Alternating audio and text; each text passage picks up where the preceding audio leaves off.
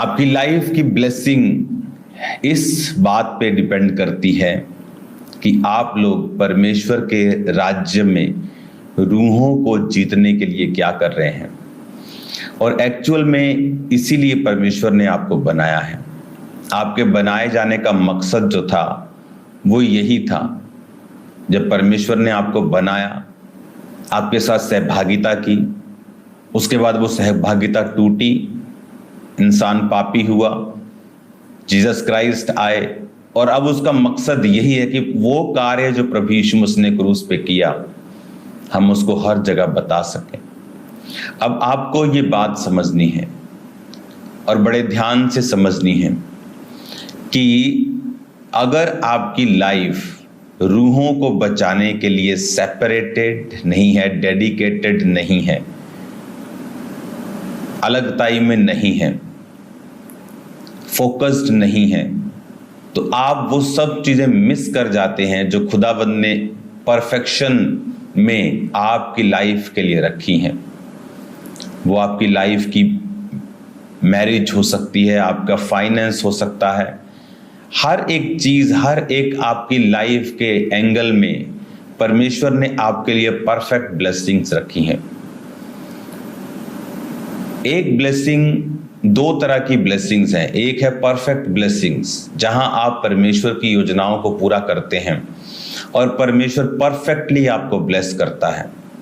एक है ऐसी ब्लेसिंग जिसमें ब्लेसिंग भी है और श्राप भी है, दुख भी इन्वॉल्व है, जो इंसान अपनी मर्जी से अपनी जिंदगी में उतारता है।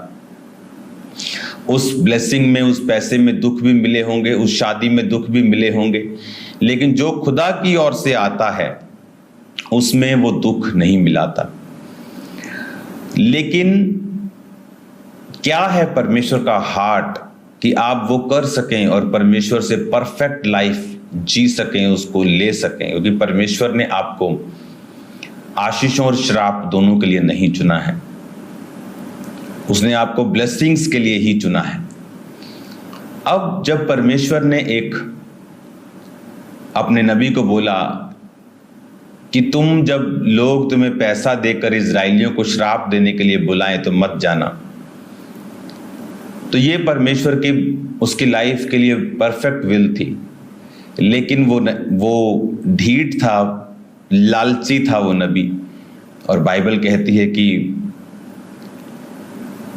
अंदर वो बार बार प्रभु से, प्रभु मैं चला जाऊंगा, प्रभु मैं ऐसा नहीं बोलूंगा, प्रभु मैं चला जाऊंगा, क्योंकि परमेश्वर को मालूम था कि ये जाएगा।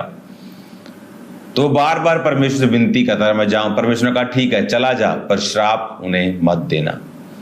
परमेश्वर की परफेक्ट विल वही थी कि तू मत जा,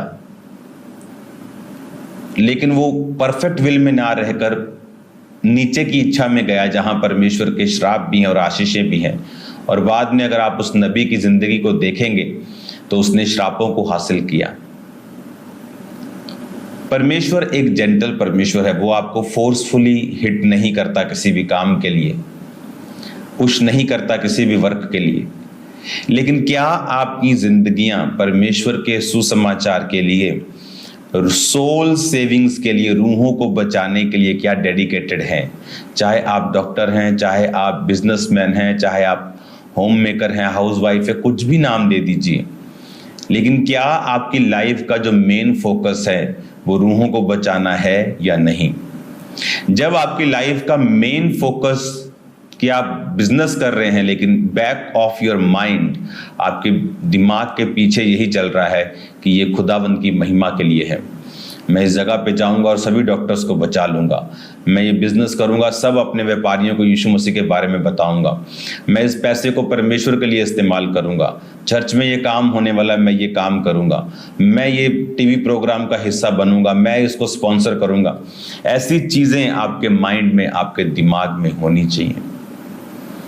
तब फिर आप समझते हैं इन चीजों को कि परमेश्वर ने आपको ब्लेसिंग देना स्टार्ट कर दिया है जब आप इस तरह से सोचना और चलना।